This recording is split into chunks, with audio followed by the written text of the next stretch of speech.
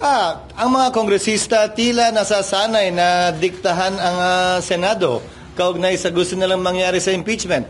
Pues kung trabaho ng ilang mambabatas na maging sunod-sunuran kay Speaker Romualdez na gusto, klaro itong impeachment na ito, hindi namin trabaho yan sa Senado. Hindi ko rin trabaho yan bilang tagapangulo ng Senado.